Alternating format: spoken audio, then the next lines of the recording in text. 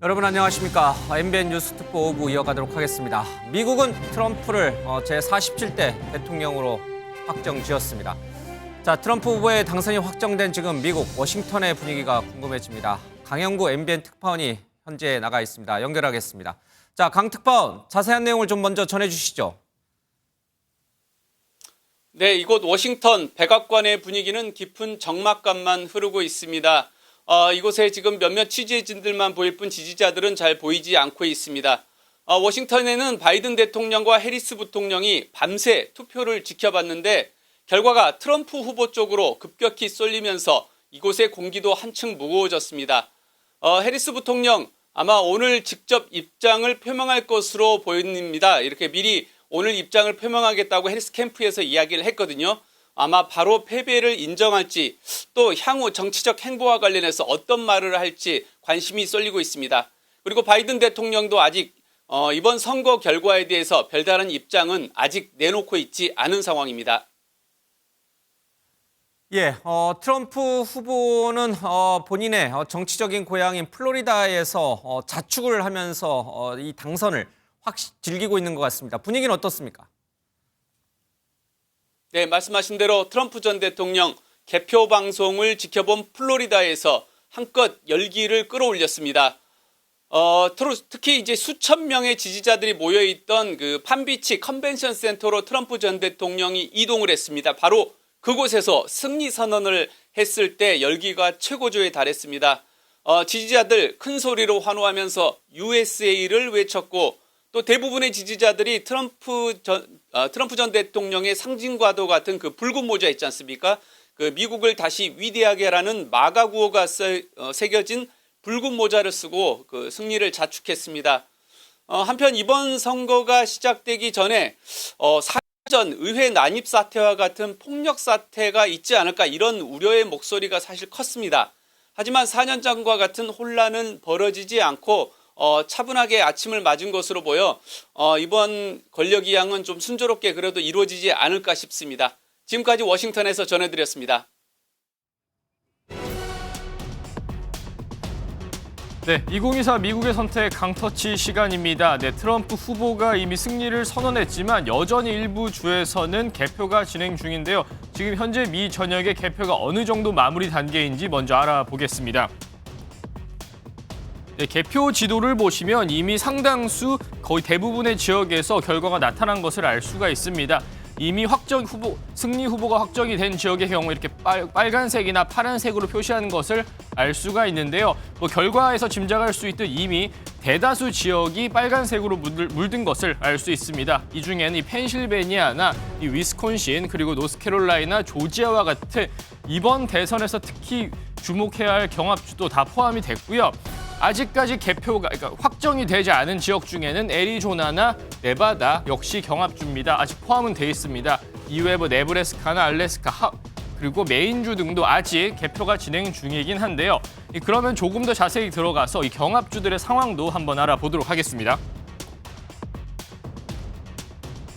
네, 경합주도 7곳 중에서 이미 4곳이 트럼프 후보의 승리가 확정이 됐습니다. 하지만 나머지 미시간이나 네바다, 애리조나 등도 트럼프 후보가 앞서 나가고 있다는 소식이 전해지고 있는데요. 네, 미시간의 경우에는 현재 개표가 97%가량 진행이 됐는데 트럼프 후보가 해리스 후보에게 1.7%포인트 앞서가고 있습니다. 네, 이어서 애리조나주의 경우에는요. 애리조나주는 다소 개표가 늦어서 이제 63%가량이 진행이 됐는데 역시 트럼프 후보가 해리스 후보에게 4.7%가량 다소 상대적으로 여유 있게 앞서고 있습니다. 이 마지막으로 네바다주 역시 현재 88% 개표가 진행이 됐는데 트럼프 후보가 역시 다소 여유 있게 앞서가고 있습니다. 네, 이번 대선 사실 좀 개표에 13일 걸릴 거, 최장 13일이 걸릴 거다 이런 예상이 많았는데 좀 다소 싱겁게 빨리 결론이 났는데요. 지난 대선 결과를 살펴보더라도 이번 대선이 상당히 이변이었음을 알 수가 있습니다. 저희가 과거 결과를 정리한 지도를 준비를 했는데요. 이 과거 4번의 대선을 분석했을 때 이처럼 민주당 후보가 4번을 승리했으면 진한 파란색을 공화당 후보가 4번을 승리했으면 지난 빨간색으로 이렇게 표시를 했습니다. 그 외에도 이렇게 색깔에 따라서 횟수를 다소 구분을 해봤는데 이번에 트럼프 후보가 승리할 수 있었던 이유 바로 이 민주당 강세 지역으로 경합주긴 하지만 그간의 선거에서 민주당이 다소 앞섰던 펜실베니아, 미시간, 위스콘신에서 모두 승리를 거두거나 앞서 나가고 있습니다. 네, 그리고 노스캐롤라이나나 조지아 같은 경우에는 경합주긴 하지만 상대적으로 공화당세가 강했다고는 하지만 이 반대쪽에 있는 네바다 같은 경우에는 경합주로는 분류되지만 민주당이 지난 4번의 대선에서 모두 승리를 거뒀던 지역입니다. 앞서 보셨던 것처럼 네바다에서마저도 이 해리스 후보가 지금 트럼프 후보에게 밀리고 있다는 건 이 해리스 후보로서는 상당히 뼈아픈 패착이라고밖에 볼 수가 없겠는데요. 네, 현재까지 지금 개표 선거인단 확보 상황을 보더라도 이미 트럼프 후보는 276명으로 당선권을 넘어섰고 해리스 후보는 그보다 훨씬 못 미치고 있습니다. 네, 이번 시간에 준비한 소식은 여기까지고요. 지금까지 강터치였습니다. Something that said, take a look at what happened.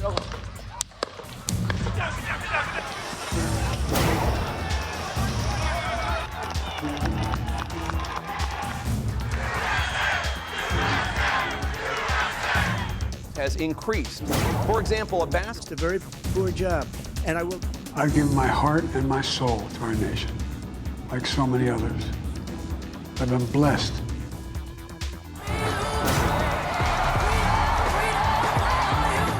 I accept your nomination to be President of the United States of America. We will make America great again. Ladies and gentlemen, please welcome President-elect Donald J. Trump.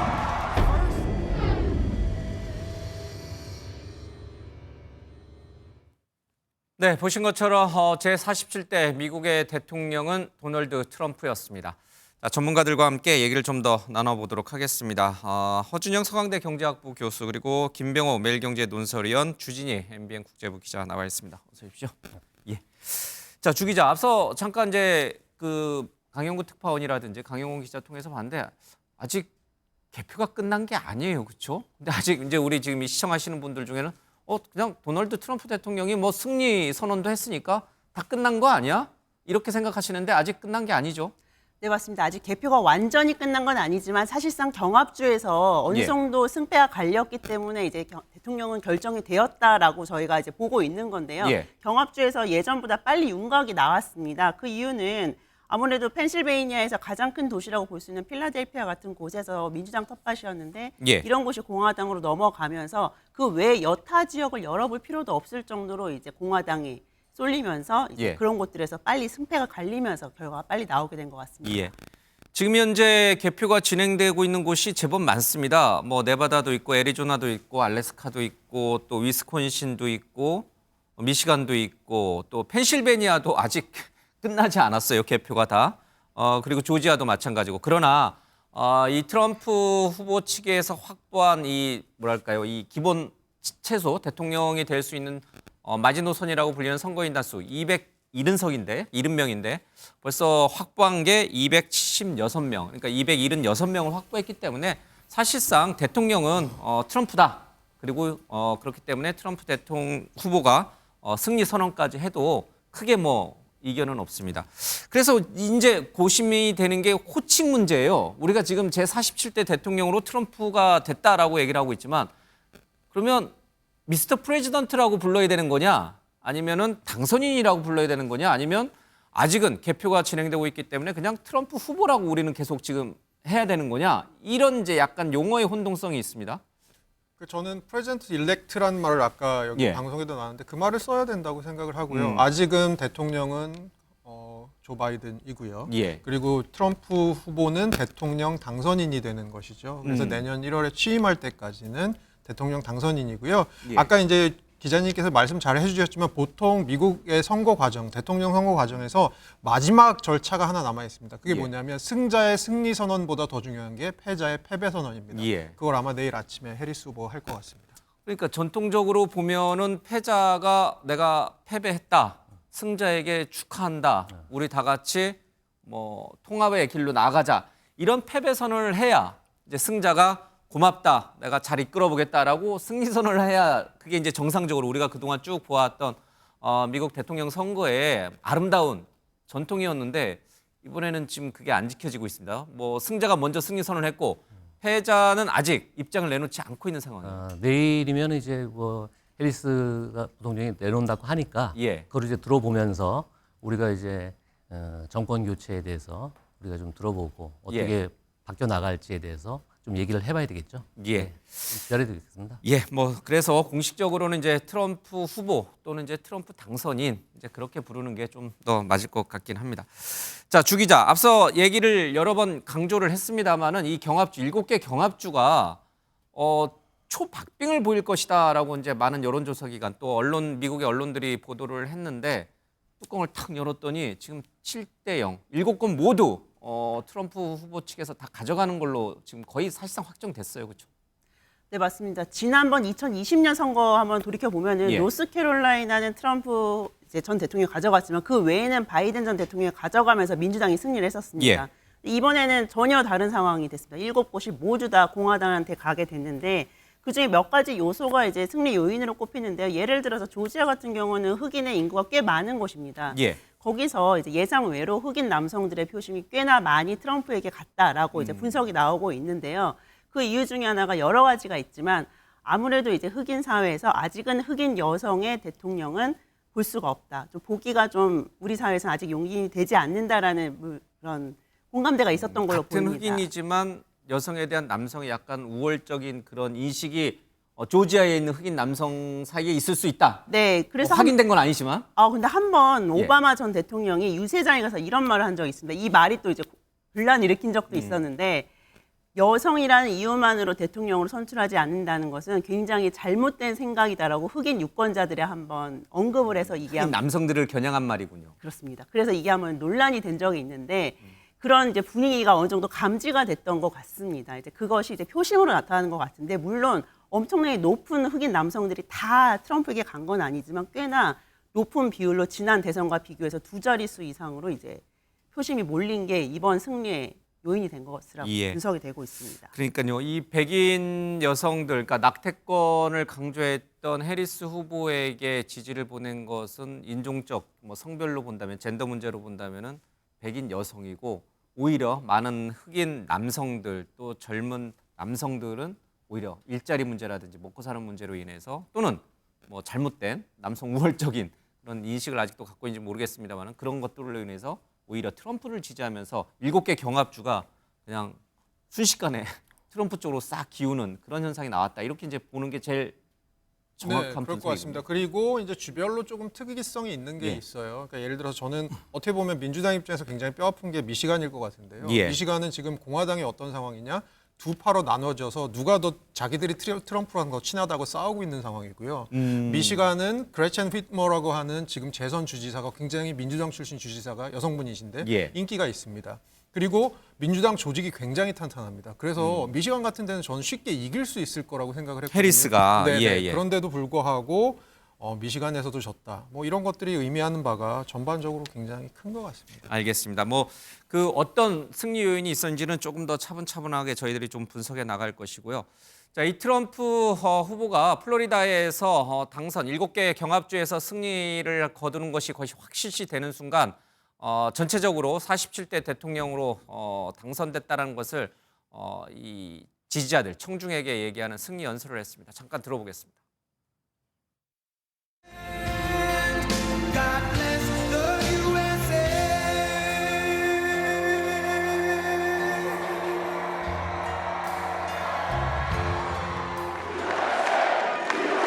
Well, I want to thank you all very much. This is great. These are our friends. We have thousands of friends on this incredible movement. This was a movement like nobody's ever seen before. As we're going to help our country heal. We're going to help our country. We have a country that needs help, and it needs help very badly. It is now clear that we've achieved the most incredible political thing. Look what happened. Is this crazy? But it's a political victory that our country has never seen before, nothing like this. I want to thank the American people for the extraordinary honor of being elected your 47th president and your 45th president. 예, 트럼프 후보의 승리 선언을 좀 들어봤습니다. 많은 전문가들이 또 세계 각국이 트럼프 대통령이 다시 재집권할 경우에 우려했던 것, 미국 우선주의, 그리고 미국 내에서 보면은 여러 가지 분열과 대립, 갈등 조장 또는 갈라치기 이런 것들에 대한 우려감이 굉장히 컸는데 조금 전 방금 들어보니까 승리 선언을 할 때는 통합을 얘기를 했어요. 물론 미국을 더 강하고 위대하게 만들겠다는 얘기는 했습니다만은 분열이라든지 또는 증오라든지 이런 단어는 없고 좀 다 같이 한번 힘을 모아서 미국을 좀 더 건강하고 미국을 좀 더 진짜 그레이트 아메리카로 만들자 이런 얘기를 했으니 그런 부분에서는 분열의 정치를 다시 시작할 거다라는 많은 우려는 조금 불식시킬 수 있지 않았을까 이런 생각도 좀 들어요. 아니 좀 당선이 지금 된 예. 당선이 거의 확정된 마당이기 때문에 트럼프 입장에서는 분열을 갖다 획책할 필요가 없는 거죠. 굳이 그럴 필요 없는 선거 거고. 유세 때 했던 그 심한 통합의 말들을 어떤 메시지를 주는 게 자기의 앞으로의 어떤 그 미래 정책이라든지 전 세계적으로 이제 주는 어떤 메시지 어떤 의미가 있기 때문에 예. 통합을 강조해야 되고 결국은 그 미국이 앞으로의 어떤 그 국제 사회에서 어떤 리더십을 갖다 계속 가져가기 위해서는 어떤 통합을 통한 단결을 통한 미국의 힘을 보여주는 게 가장 중요한 거 아니겠습니까? 예. 지금 이제 분열 사회에서 사실은 이번 선거가 가장 문제가 됐던 게 뭐였냐면은 뭐 비방 정보, 거짓 정보 이걸 통해서 나라가 사실은 반반 나는 정도 아니겠습니까? 완벽하게 지금 반반 나눠졌어요. 예. 그래가지고 사실은 이제 선거가 이제 분열이 돼가지고 할 거를 예상해가지고 무슨 주 방위군들이 이제 지키고 그건 사실은 우리나라에서도 지금 상상하지 못할 분열된 그렇죠. 사회거든요. 의사당 이거는 사태. 민주주의의 어떤 그 원류로서의 어떤 나라로 우리가 보기 힘들 정도의 상황이잖아요. 그걸 갖다가 빨리 치유하는 게 지금 급선무겠죠. 그러니까 그걸 갖다가 첫 메시지로 내놓는 건 당연하다고 봅니다. 예. 어쨌든 이 분열의 정치로 다시 회귀하는 거 아니냐라는 그런 주변의 우려 또 세계 각국의 우려는 있었지만 승리 선언만 조금 전에 들어보면은 그 방향보다는 일단 트럼프 대통령 47대 대통령은 이제 통합의 얘기를 좀 더 조화와 통합의 얘기를 좀 갈 것 같다. 이런 안도감은 좀 듭니다. 네, 근데 저는 조금 불안한 감이 드는 게 아직 미심쩍군요. 오늘이 오늘이 어쩌면 트럼프 대통령 당선인의 가장 너그러운 모습을 보는 날이 아닐까라는 생각이 들고요. 예. 그 이유는 다음과 같습니다. 지금 아까 위원님께서도 말씀 잘 해주셨지만 지금 미국 정치학을 공부하시는 분들이 하시는 말씀 중에 하나가 지금 미국의 양당 지지자들의 갈등의 정도가 거의 미국의 남북전쟁 이전 상태까지 지금 올라와 있는 상황이라고 합니다. 오죽하면 이번에 트럼프 후보가 당선이 안 됐으면 또 다른 폭력 사태 이런 것들이 불복 이런 것들이 있을 거라고 또 믿었던 분들도 굉장히 많았지 않습니까? 결국 지지자들의 어떤 통쾌함을 주는 정치를 앞으로도 추구할 거고요. 그 와중에 다시 증오와 어떤 분열과 갈라침 이런 것들이 다시 반복될 가능성이 저는 좀 있을 거라고 봅니다. 예, 그런 우려가 완전히 사라지거나 불식된 건 아니지만 제발 이 지금 47대 대통령으로 4년 만에 백악관에 들어오는 이 트럼프 대통령은 통합의 정치 또 좀 모범이 되는 민주주의를 상징적으로 좀 보여줄 수 있는 그런 정치를 좀 펼치기를 좀 저희들이 좀 기대하겠습니다.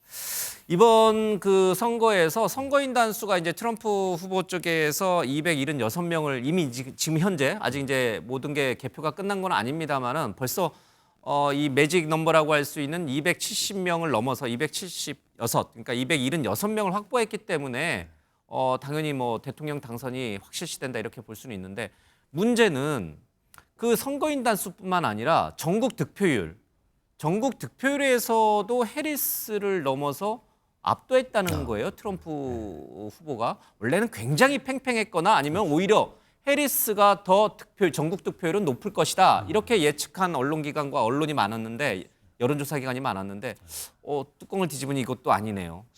보면은 그 해리스가 사실은 이번에 그 표 집결에 약간 실패를 한 것 같습니다. 아까 그 주 기자나 우리 사회도 말씀했지만은 그 민주당이 지금 우세한 지역, 민주당이 지금 승리했다고 하는 지역에서도 민주당의 어떤 기존의 어떤 그 기반인 흑인이나 히스패닉계 어떤 히스패닉계의 어떤 그 득표율이 상당히 좀 떨어진 걸로 나타나고 있거든요. 그만큼 그쪽에 트럼프 쪽으로 표가 갔다는 거죠. 예. 표가 갔다는 거는 그만큼 아까 말한 대로 전국 지지율 면에서 기존만큼 얻지 못했다. 예컨대 2016년에 이제 힐러리와 이제 트럼프가 대결했을 때 힐러리가 사실은 20만 표 이상을 앞섰거든요. 그때 전국 득표율이 앞섰죠. 전국 예. 투표는 앞섰잖아요. 앞섰는데 이제 선거인단에서 이제 크게 차이가 나면서 이제 뺏기게 됐는데 이번에 이제 그것도 나타나지 않은 거는 아무튼 그런 그 지지층 결집이 실패했다. 기존의 어떤 기존의 어떤 그 흑인이나 히스패닉으로 대표되는 실패했고 또 그 히든 해리스 현상이 생각만큼 강하지 않은 거 아니냐.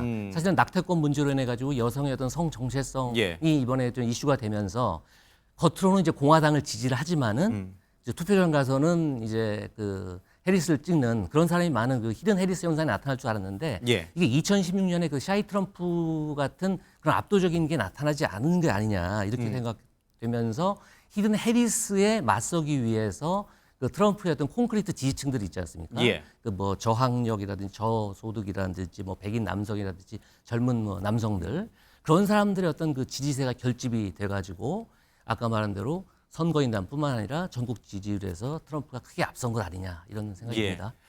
자, 그러면요. 이 해리스의 민주당의 전통적 지지층이라고 불리는 흑인 그리고 이 라틴에서 넘어온 이 히스패닉계는 왜 해리스가 아닌 트럼프를 택했을까?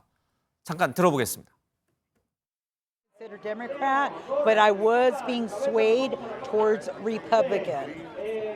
And the reason for that, I'm very shocked and afraid that I feel a lot of Democrats around me, family, is turning to be Republican. They're telling me, vote for Trump, vote for Trump. He's going to do better for us and that type of thing. In 2016, I was a first-time voter, was a Democrat, voted for Hillary because I was like, why not support a woman? Because I'm a woman, you know what I mean? Then voted for 2020 for Biden and Harris. But this time, I'm voting for Donald Trump because I've seen the difference between how I was living back then, 2016. Everything was not expensive. But now, it's hard to be a young woman trying to find a place to live. We're losing a great country, no matter what you think about it or what happened way back then. But anybody that can say that they living better now than they was 4 years ago, I really hate that every election time that they, use race and use women, to try to win elections. Well, one of the reasons I think that it's important to vote for Trump is because I'm dissatisfied with our borders. I believe that those need to be secure and actually taken care of. 예, 그러니까 vote for Trump 이게 그러니까 트럼프에게 투표하라 이 말이 사실은 그동안 조금 저학력층의 백인 노동자들이 주로 했던 말이었고 우리도 외신에서 항상 백인의 저학력 노동자층이 트럼프에게 투표하라는 얘기를 정말 기가 따갑게 들었는데 방금 화면을 보고 깜짝 놀랐습니다. 바로 민주당의 전통적 지지층인 흑인과 히스패닉계에서 지금 트럼프에게 투표하라는 얘기를 쭉 얘기를 한 거예요. 그렇죠? 요인은 다 나왔습니다. 인터뷰에 뭐 경제 문제, 먹고 사는 문제, 또 국경 문제, 뭐 여러 가지 이제 삶의 라이프 스타일, 살아가는 방식의 문제 여러 가지가 있습니다. 주진희 기자, 이건 굉장히 해리스한테는 아주 뼈아픈 그런 현상이었던 거예요. 그렇죠? 사실 해리스한테 뼈아프다기보다는 민주당한테 저는 뼈아프다고 생각이 듭니다. 예. 사실 라틴계나 흑인계나 혹은 여성들은 민주당의 전통적인 견고한 지지층이었고 그것을 믿고 해리스가 출마를 했던 거라고 저는 분석을 하고 있는데요. 예. 그 지지층이 이제 붕괴가 된 거죠. 그리고 이 지지층이 붕괴한 이유는 그동안 우리가 이제 민주당을 찍어줬는데 우리한테 무엇을 해주었느냐, 경제가 나아졌느냐, 우리의 인권이 나아졌느냐, 우리가 무엇이 나아졌느냐고 되게 질문을 하고 있는 거거든요. 그렇기 때문에 그 지지층이 붕괴를 하면서 이 지지층이 전부 다 트럼프한테 흡수가 되고 있고 트럼프는 인종을 가르기보다는 오히려 경제를 지적을 하면서 내가 더 먹고 살기 좋게 해주겠다. 국경을 더 막아주겠다. 일자리를 보장해주겠다라는 식으로 캐치프레이즈를 거니까 오히려 더 많은 흡수력으로 이들을 끌어들이고 있는 거죠. 이거 민주당한테 더 아픈 지적이라고 생각이 듭니다. 그러니까 민주당이 가장 강점을 가져야 될 지지층이 오히려 그런 민주당한테 좀 뭐랄까 배신감? 그런 걸 좀 느꼈다 이런 뜻인 거군요. 그렇게 볼 수 있을 것 같습니다. 예. 왜 이런 그러니까 그 전에 바이든과 그 전에 힐러리 그들을 찍었던 민주당 대선 후보를 찍었던 이 흑인과 히스패닉계가 왜 이번에는 해리스를 찍지 않았을까? 결국은 바이든과 힐러리 때 민주당이 제대로 못했다는 얘기가 되는 건가요? 저는 앵커님께서 아까부터 하셨던 말씀 중에 결국 먹고 사는 문제가 가장 중요하다는 얘기에 전적으로 공감하고요. 예. 2020년에 코로나가 터지고 나서 무슨 일이 있었냐면 미국이 엄청나게 돈을 풀기 시작하죠. 그것들이 이제 나중에 인플레이션에 약간 영향을 줄 수도 있고 그리고 예. 결정적으로 전 되게 큰 것 중에 하나는 이 주택 가격의 상승이라는 건 결국은 그 유동성이 풀리는 것과 비례해서 일어나는 이런 일들이 굉장히 큰 영향을 주었다. 아니 집을 사고 싶은데 집이 너무 비싸서 살 수 없는. 사실 미국은 우리나라랑 어떻게 보면 굉장히 다른 상황인 게 우리는 사실 집을 지을 수 있는 땅이 굉장히 한정된 나라여서 그렇지만 예. 미국은 땅이 굉장히 넓잖아요. 근데 사실 그 집을 지으려면 땅도 많은데 너무 집을 짓는 비용도 비싸지고 전반적으로 집에 돈이 몰리고 하다 보니까 이런 일이 벌어지는 것 같아요. 그래서 지금 기자님께서 해주신 얘기가 파이낸셜 타임즈가 빠르네요. 벌써 데이터 분석이 나왔습니다. 2020년이랑 24년을 비교했는데 예. 민주당 후보 지지율이 올라간 곳은 주로 따지면 딱 2개 주입니다. 워싱턴주랑 유타주 뿐이고요. 예. 나머지는 전부 다 공화당이 올라갔습니다. 그리고 인종으로 보면 앵커님 말씀처럼 백인, 히스패닉, 아시안, 흑인 모두 공화당 후보가 지지율이 올라갔고요. 남성과 여성 모두 공화당 지지율이 올라갔습니다. 그러면 결국은 이것은 아주 광범위한 영향을 미치는 어떤 요인이 선거에 영향을 준 거라고 생각을 할 수 있을 텐데 예. 그것은 바로 먹고 사는 문제가 아닐까 예. 싶습니다. 그러니까 인종이라든지 젠더 문제, 성이라든지 이런 것들을 초월해서 지금 내가 행복한가, 잘 먹고 잘 살고 있는 것인가, 내 일자리는 안정적인가라고 하는 질문을 던졌을 때 그렇다고 생각하면은 지금 현 정부인 바이든 정부의 정통성을 계승하고 있는 해리스에게 투표하는 것이고 아니야 너무 먹고 살기 힘들어 너무 지쳤어 이렇게 생각하면 바꿔보자. 그게 흑인이든 히스패닉이든 여성이든 그런 현상이 좀 벌어진 거였군요. 애초에 해리스 캠프 쪽에서의 전략은 히스패닉과 흑인에서 어떤 표를 내가 가져오지 못하면 낙태권을 좀 내세워서 백인 여성들의 표를 가져와서 그것을 상쇄시키자 이런 전략도 좀 있었던 것 같은데 그거는 그렇게 효과를 못 본 것 같아요. 예, 아까 제가 말한 대로 그 히든 해리스, 예. 히든 해리스 현상을 좀 기대했던 것 같습니다. 그 낙태권 이슈가 대선 기간 내내 이제 이슈가 되면서 예. 아무래도 그 여성의 어떤 인권과 여성의 어떤 그 정체성 예. 문제에 대해서 백인 여성들, 전체 유권자의 30% 차던 백인 여성들이 해리스를 지지하지 않을까 그거로 인한 그 기대를 한 것 같은데 그게 지금 결과로 아직 뭐 명확한 그 데이터 분석을 해봐야 되겠지만은 예. 그 나타나지 않은 것 같습니다. 아까 말씀하신 대로 결국에는 먹고 사는 문제.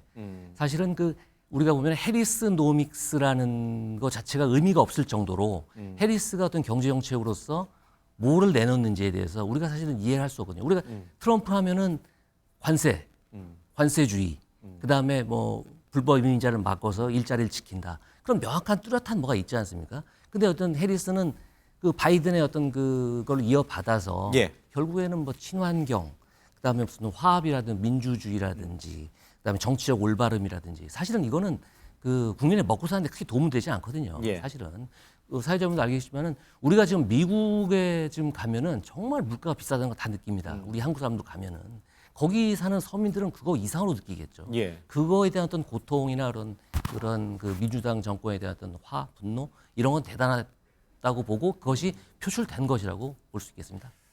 참 뭐라 말하기 참 어려운 것이 사실 인권 문제 또 인종 차별을 막는 문제 또 민주주의 제도를 안정적으로 운영해가는 문제는 굉장히 중요한 가치입니다. 정치적 가치임에는 틀림없지만 그러나 유권자 한 명 한 명에게는 당장 먹고 사는 문제가 더 피부로 강하게 와닿는 것이고 그것이 이번 선거에서 미국 선거에서 여실히 드러났다 이제 이렇게 해석을 좀 해야 되는 것 같습니다. 그런 정치적 가치들이 그렇다고 해서 폄하되거나 뭐 별거 아니야 그거는 뭐 그렇게 생각해서는 절대 안 되겠습니다만은 우선순위를 놓고 봤을 때는 먹고 사는 문제가 정치인들에게는 가장 중요한 가치다라는 생각이 좀 듭니다.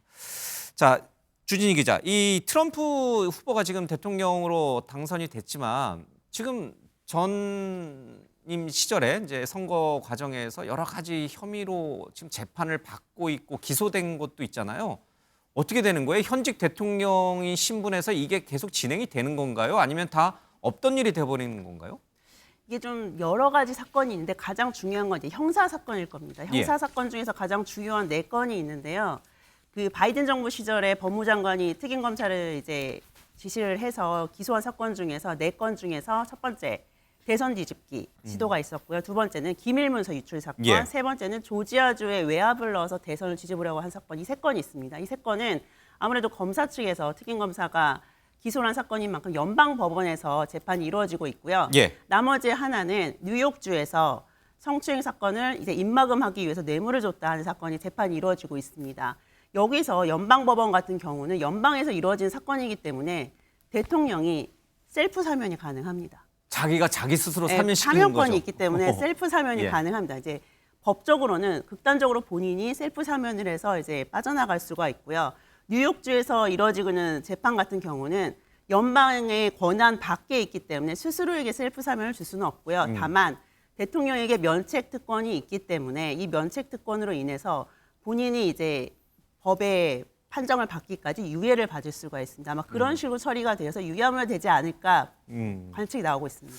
그러니까요. 이 참 미국은 연방주의 국가다 보니까 이 연방의 힘이 미치는 곳에서는 셀프 사면, 미치지 않는 곳에서는 면책 특권을 이용해서, 그러니까 한마디로 말하면 트럼프 대통령이 제47대 대통령 임기를 수행하는 동안 인원 문제, 사법적 문제로 인해서 임기를 중단하는 일은 없을 것이다. 그런 뜻이 되는 거네요. 그렇죠.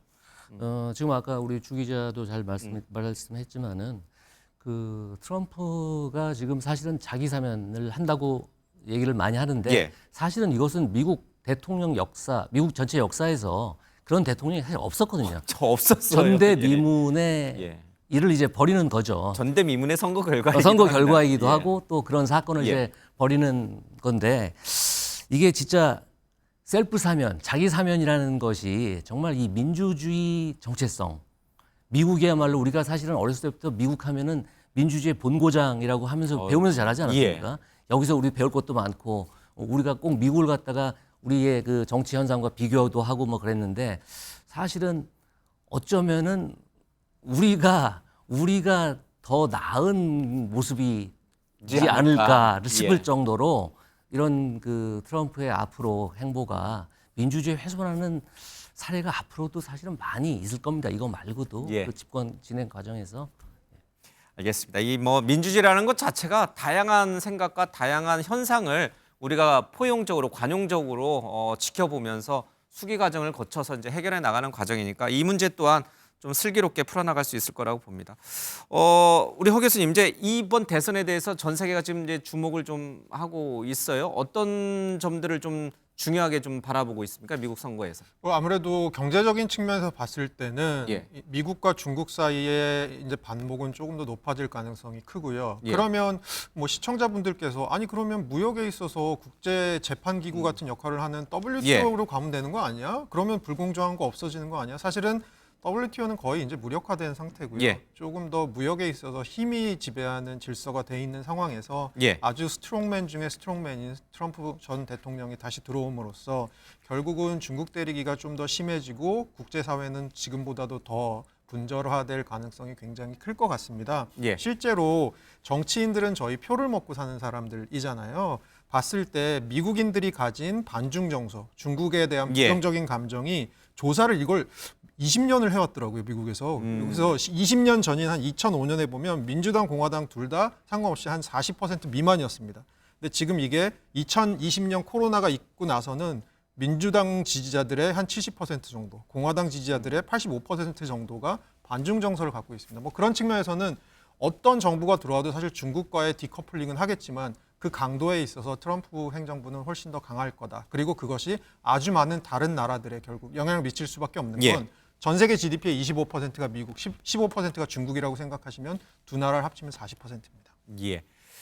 자, 트럼프 대통령 당선의 승리 요인은 무엇일까? 개괄적으로 저희들이 좀 살펴봤고요. 이제 좀 세부적으로 들어가서 외교 안보 분야 또 우리 경제 분야에는 어떤 영향을 주게 될지를 좀 다뤄보도록 하겠습니다. 자, 잠시 영상 보겠습니다.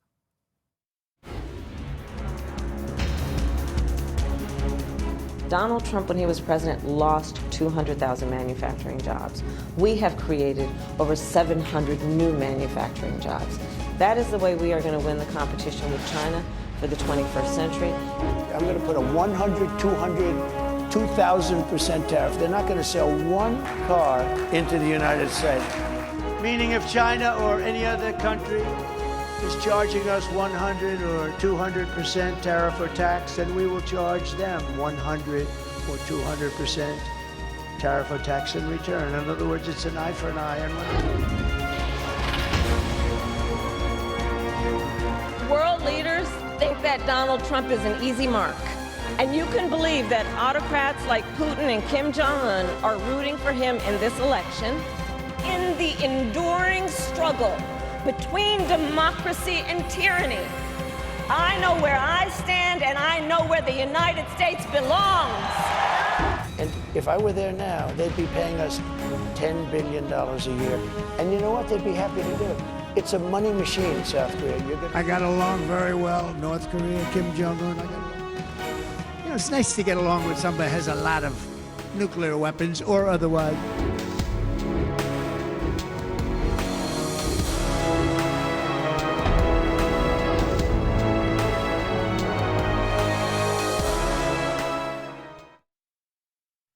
예, 그러면 트럼프 대통령의 등장으로 우리 외교, 국제사회는 또 어떻게 바뀔 것인지 남북 관계를 비롯해서 여러 가지 전망과 분석들이 나오고 있습니다. 그 얘기를 조금 더 나눠보도록 하겠습니다. 자, 이 국민의힘 우리 윤상현 의원님, 뭐 외교 전문가시고, 예, 또 미국의 이 좀 정치의 핵심이라고 하는 조지 워싱턴 대에서 또 정치학 박사도 하셨기 때문에 여쭤보고 가야 될 것 같습니다. 트럼프 후보가 될 줄 아셨어요? 아, 그게요. 긴가민가했습니다. 언제까지 긴가민가했어요? 사실 긴가민가했는데 왜냐면은 이 마지막에 그 여론조사를 하지 않았습니까?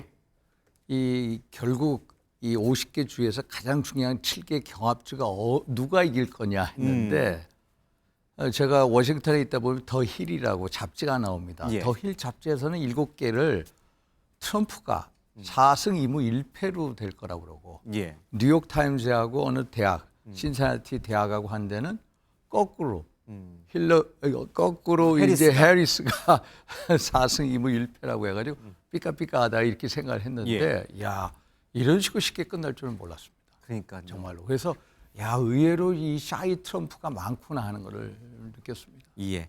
그러니까요. 이 진짜 뭐 여론조사라든지 분석, 예측의 달인이라고 하는 미국의 네노라는 정치 전문가들이 예측이 다 나갔어요. 그렇죠?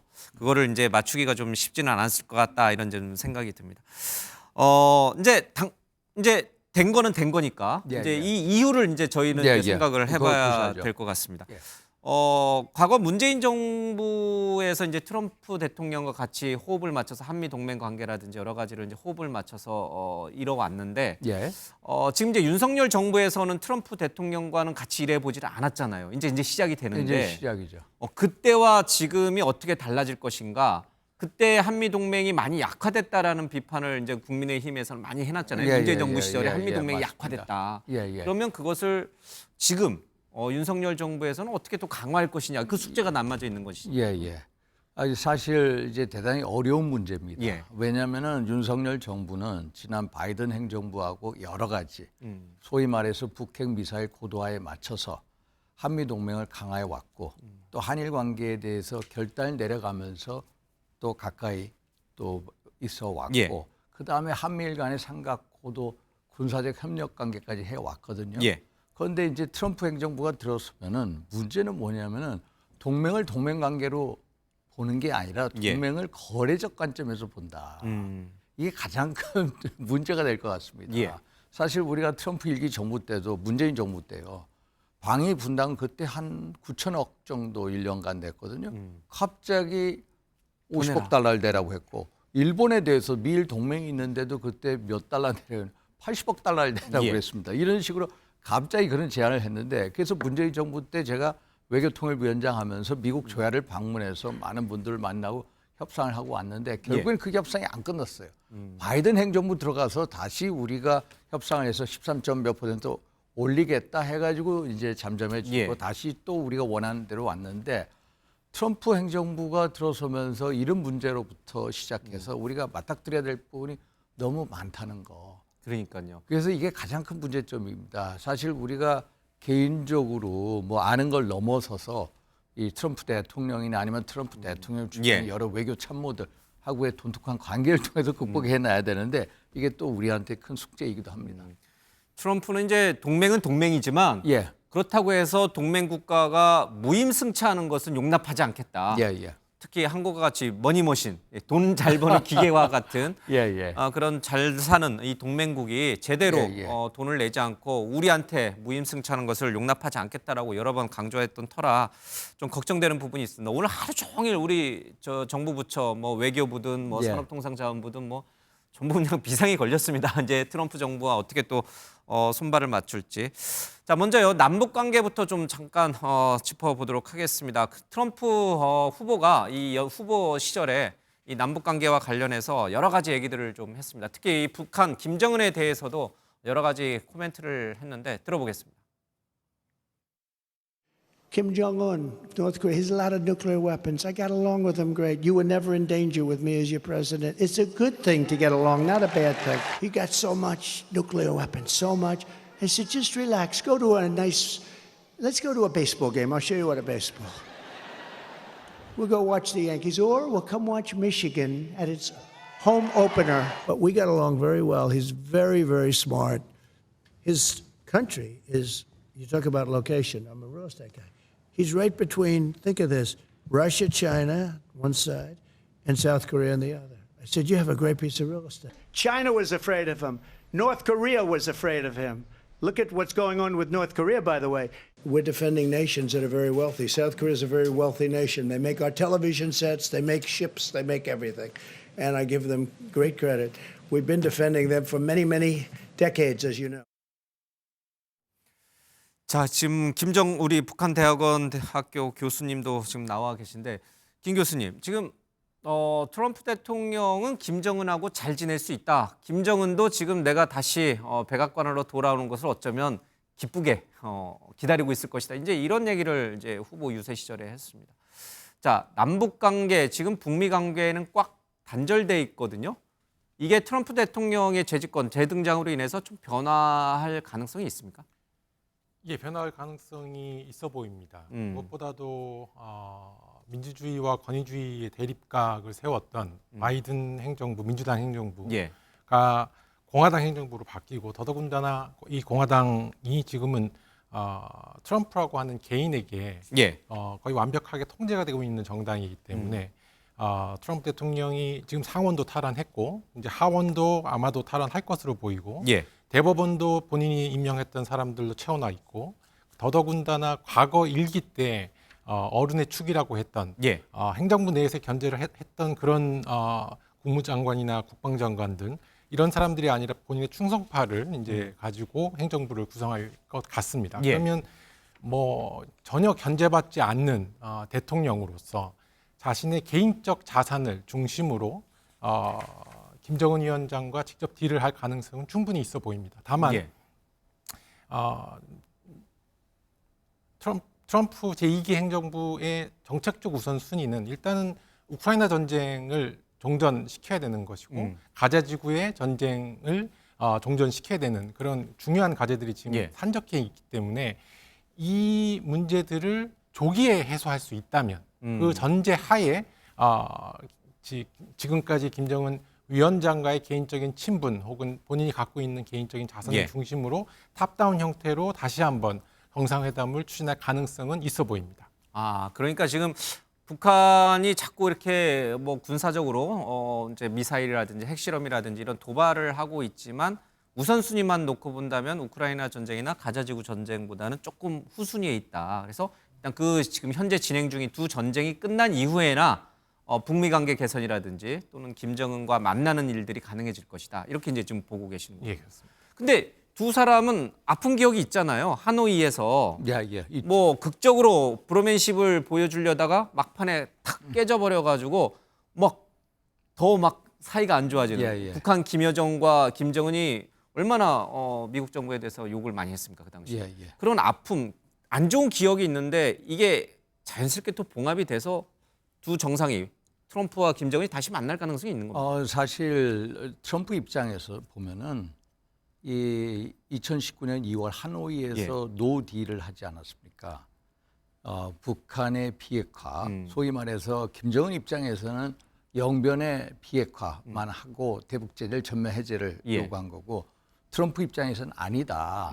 영변 말고도 박천도 있고 강선도 있고 희천도 이런 데 전부 다 해서 하자 했는데 그게 깨졌죠. 깨졌는데 깨진 다음에도 계속 얘기하는 게 트럼프 입장에서는 야 스마트하다, 뭐 터프하다, 또 비전도 있는 사람이다. 나는 러블레터를 주고받았다. 이런 식으로 계속 얘기하지 않습니까?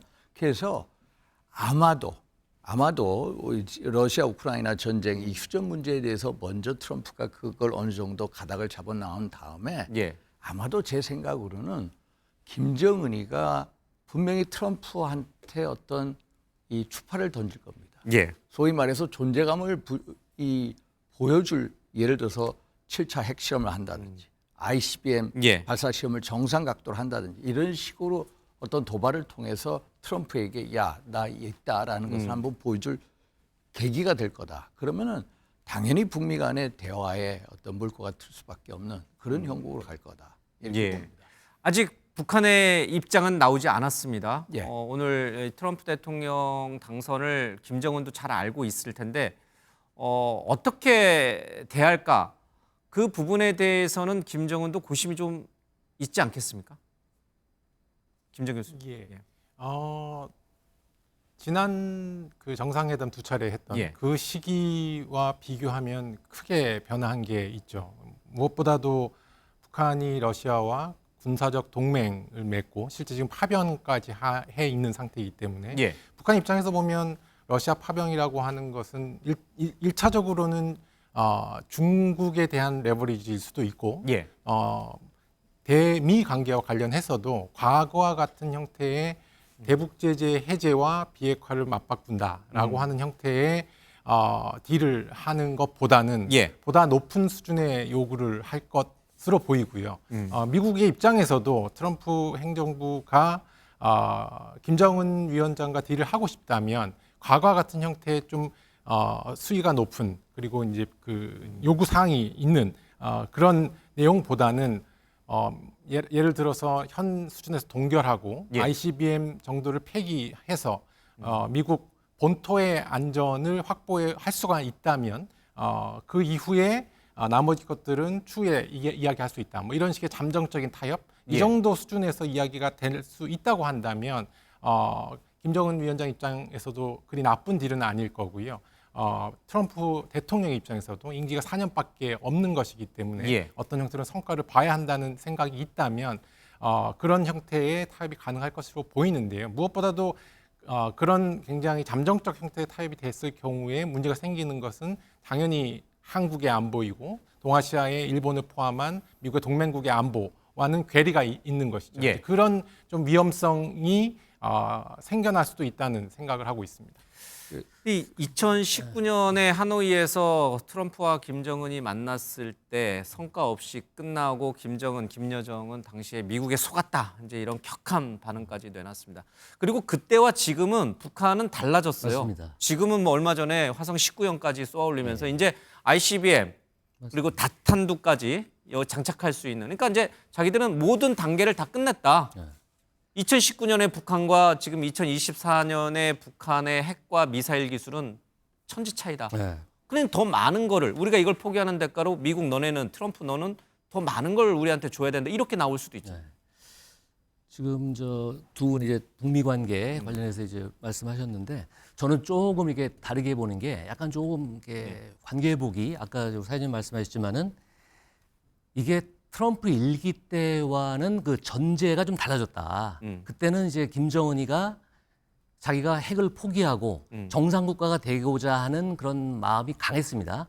그 당시에. 그 당시에는 1차 때. 그러니까 지금은 완전히 바뀌었죠. 지금은 7차 핵실험을 앞두고 있고 지금 얼마 전에 쏜 ICBM 그 기술도 엄청나게 고도화됐고 또 남북 관계에 대해서는 통일을 포기하고 완전히 우리를 갖다 주적으로 몰고 있고 언제든지 ICBM으로 미국 본토를 타격할 수 있는 기술을 갖추겠다.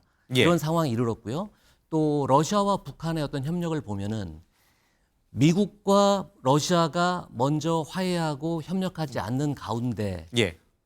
북미가 먼저 얘기를 한다는 거는 푸틴 입장에서는 김정은의 어떤 배신으로 보일 수 있거든요. 그런 면에서 먼저 북한도 섣불리 다가가기가 어렵다. 이거는 먼저 미국과 러시아 간의 어떤 그런 화해라기보다도 뭔가 이제 말이 좀 돼야 된다는 얘기가 될 수 있겠고, 사실은 트럼프하고 김정은이가 그때 뭐 하노이하고 뭐 싱가포르에 만나기는 했지만은 원래 트럼프 일기 초기에는 둘이 되게 나쁜 사이였습니다. 예. 리틀 로켓맨이라고 하고 언제든지 내가 핵 버튼을 누르겠다 이런 말도 트럼프 해버려고 했거든요. 그렇게 관계가 그렇게 좋은 관계가 아니었고 전통적으로 또 공화당의 주류 인사들을 보면 북한에 대해서 되게 이제 거리를 두는 저기는 갖다가 격리해야 되고 뭔가 없어져야 할 그런 나라로 보는 주장도 많이 있거든요. 예. 있기 때문에 이게 쉽게 북미회담이 빠른 속도로 진전되기는 어렵지 않나 저는 그런 생각이 듭니다. 제가 이제 한 말씀 드리면은 우리 김 교수님이 말씀하시지 않았습니까? 러시아하고 북한이 올 6월 달에 소위 말해서 동맹 관계를 다시 회복을 했습니다. 포괄적 전략 동반자가 됩니다. 그런 맥락 속에서 이번에 이제 북한 군인 11,000명이 러시아를 도우러 이제 우크라이나에 들어가지 않았습니까? 왜 북한이 군대 파병을 했느냐? 결국은 달러 때문에 그런 거다. 돈. 보통 지금 70만 명 이상의 사상자가 러시아 군인이죠. 사상자가 생겼거든요. 그런데 하도 병력이 부족하니까 제수들을 끌어다가 이제 참전을 시키는 형국이에요. 그래서 1인당 참전 수당을 $20,000를 주고 매달 월급을 2,000불을 줘요. 그러니까 달러 벌이를 위해서 김정은이가 러시아에다가 이제 러시아를 위해서 파병을 했는데, 그거 말고도 중요한 게 물론 에너지 경제 지원도 있겠습니다만은 군사 기술 이전 때문에 그렇다. 지금 북한이 가장 필요로 하는 군사 기술이 뭐냐? ICBM 재진입 기술입니다. ICBM 이번에도 화성 19형 10월 30일 날 쏘지 않았습니까? 15,000km 이상을 날아갈 정도라고 하는데, 그러면은 재진입 기술이 뭐냐면은 미국을 향해서 북한이 언제든지 핵 공격을 하기 위해서는 이 ICBM 대륙간 탄도 미사일이 대권 밖으로 나갔다 다시 들어와야 됩니다. 다시 들어올 때 온도 고온 6,000, 7,000도를 견뎌내야 되는 재진입 기술을 아직 확보를 못했거든요. 최근에 김용현 국방부 장관은 거의 그 단계까지 와 있다라고 하는데, 지금 북한이 우크라이나에 파병을 함으로써 러시아로부터 ICBM 재진입 기술을 받겠다는 목적. 소위 말해서 군사정찰 위성 기술도 있고 핵추진 잠수함 기술, 이걸 받겠다는 목적이 있는데, 정말로 이게 전수가 된다면 크게 한반도의 게임 체인저가 됩니다. 왜냐? 북한이 언제든지 마음만 먹으면 뉴욕도 때리고 LA를 때릴 수 있기 때문에. 그럼 한반도에 전쟁이 일어났다고 한번 보십시오. 북한이 남한을 쳤습니다. 28,500명의 주한미군이 참전합니다. 그리고 69만 명의 미군이 참전하게 되는데, 만약에 북한이 워싱턴을 향해서 야 들어오지 마, 우리가 LA 때릴 거야 하면은 미국 못 들어옵니다. 못 들어와요. 그러면 이런 게임 체인저를 갖게 되는 순간 북한하고 미국하고 대화의 물꼬가 틀 수밖에 없다는 거예요. 왜? 트럼프 입장에서는 김정은이한테 야 ICBM 이것만 폐기해줘. 더 이상 북핵 확산만 하지 마. 그리고 동결로 끝내자. 그때부터 북핵 폐기가 아니라 동결 단계로 넘어가는 거고, 그럼 북핵 폐기가 아니라 북핵 관리 정책이 되는 거고, 그런 상황에 들어가면은 뭐냐? 북한은 사실상 핵 보유국이 되는 거예요. 그러면 그거는 우리 대한민국의 재앙이에요, 재앙. 재앙이야. 그렇기 때문에 우리도 그 단계에 가서는 우리도 핵무장론이 막 나올 거예요. 저 같은 경우는 그 상황에 가면 핵무장을 하자는 거예요. 그 핵무장이라는 게 뭐냐면은 북한의 핵무기 폐기를 위한 핵무장. 우리도 핵무장을 해서 북핵 폐기와 동시에 할 때 폐기를 동시에 하자. 제한적 의미의 핵무장을 하자. 이런 식으로 가는데 이게 제가 최근에도 뭐 지금 푸틴 주변에 지금 백악관 국가안보 보좌관 들어갈 사람이 누구냐? 그린엘 추독 대사한 사람. 또 엘브리지 콜비라고 국방부 부차관보 한 사람이고, 제가 엘브리지 콜비를 최근에 만났습니다. 이 사람들 뭐냐? 한국에 핵무장을 해주자는 겁니다. 핵무장을 해주자는 얘기가 계속해서 나오기 시작합니다. 그래서 오히려 러시아하고 북한의 군사동맹을 우리가 세밀하게 살펴볼 필요가 있다. 거기서 ICBM 재진입 기술이 전수가 되고 만약에 ICBM 재진입 기술을 획득을 했다 하는 순간 그것은 한반도의 완전히 전략 지형이 바뀐다. 그때는 우리도 트럼프하고 내고를 해서 우리 나름대로의 자의적 핵무장을 갈 수밖에 없다. 저는 이걸 항상 주장합니다. 자, 이제 말씀하신 것처럼 트럼프의 재등장으로 인해서 이 동북아 국제 질서는 굉장한 또 정치적으로, 외교적으로, 군사적으로 많은 변화를 좀 겪게 될 것 같습니다. 지금 일본의 이승훈 매일경제 특파원이 연결이 돼 있는데 일본 정부 얘기 잠깐 듣고 또 계속 얘기 이어나가겠습니다. 이승훈 특파원 나와 계시죠? 네, 나와 있습니다. 자, 이시바 총리는 굉장히 빠르게 이제 우리도 윤석열 대통령도 이제 축하 메시지를 전달을 했습니다만은 이시바 총리도 이제 그렇게 한 것 같습니다. 특이한 것은 이시바 총리가 일본 측에서 지금 일본과 미국의 정상회담을 조율하고 있다 이런 얘기가 좀 외신을 타고 들어왔는데 굉장히 우리보다 좀 빨리 움직이는 것 같아요. 네, 그렇습니다. 이날 이시바 총리는 총리관저에서 기자들과 만난 자리에서 트럼프 당선인과 회담 추진 상황에 관한 질문을 받았는데요. 현재 조율 중인 상황으로 구체적으로 어느 날이라고는 말할 수는 없다고 일단은 대답을 했습니다. 하지만 그동안 일본 정부는 미일 동맹 강화를 위해서 미국 대선에서 누가 당선되더라도 이시바 총리와 당선인과의 조기 회담을 개최하기로 하고 이를 추진해 왔는데요. 이미 지난 4월에는 집권 자민당 실력자이자 기시다 후미오 당시 정권을 뒷받침해온 아소다로 전 총리가 미국을 방문해 뉴욕 트럼프 타워에서 트럼프 전 대통령을 만나 양국 관계를 논의하기로 했습니다. 이달 중에 남미 페루에서 아시아 태평양 경제협력체인 APEC, 브라질에서는 주요 20개국 정상회의가 열릴 예정인데요. 일본에서 남미를 가기 위해서는 미국을 거쳐가야 됩니다. 이를 감안할 때 이달 중하순경에는 이시바 총리와 트럼프 당선인이 회담이 이뤄질 것으로 예상됩니다. 트럼프 1기 때에도 아베 신조 전 일본 총리가 당선인 신분이던 트럼프 전 대통령을 2016년 11월 외국 정상으로는 처음 만났고 이후 돈독한 밀월 관계로 이어지기도 했습니다. 자, 뭐 조금 이게 주제랑은 좀 다릅니다. 외교안보 주제랑은 조금 다르긴 합니다만은 일본의 어떤 경제적인 문제, 그러니까 트럼프 대통령의 재등장으로 인해서 일본 경제에 미치는 영향이라든지 또는 지금 일본 금융시장의 반응이라든지 이런 것들은 어떻습니까? 네, 아무래도 일본 정부는 트럼프 전 대통령이 대선 기간 중에 꾸준히 제기해온 방위비와 무역 흑자 문제에 대해서 부담을 가지고 있습니다. 방위비 경우에는 일본 정부가 지난 2022년 국가안전보장 전략 등 3대 안보 문서를 개정하면서 국내 총생산의 1% 수준인 방위 관련 예산을 2027년 회계연도부터 2%로 늘리기로 했습니다. 하지만 최근 잇따른 트럼프 전 대통령의 발언으로 보면 이는 그가 전혀 만족할 만한 수준으로 보이지 않는다는 관측입니다. 특히 주일 미군 주둔과 관련해서 일본 정부의 비용 부담을 늘리는 것에 대해서도 트럼프 전 대통령이 다시 요구할 가능성이 높습니다. 또 이번 대선 기간 중에 트럼프 전 대통령은 관세 인상을 통한 미국의 무역 적자 해소를 예고한 바 있는데요. 트럼프 전 대통령이 관세율을 10%까지 올리는 보편적 기본 관세를 도입하고 중국산 수입품에 60% 관세를 부과하는 것이 현실화될 경우 일본은 자동차 산업 등을 중심으로 미국 수출에 부정적인 영향을 받을 것으로 예상됩니다. 알겠습니다. 좀 더 말씀해 주시죠. 오늘 일본 금융시장 관련해서 간단히 말씀드리겠습니다. 일단 오늘 일본 주식시장은 트럼프 전 대통령이 당선에 환호하는 분위기였는데요. 니케이 지수가 2.6%나 오르면서 4만 선에 근접한 상황에서 거래를 마쳤습니다.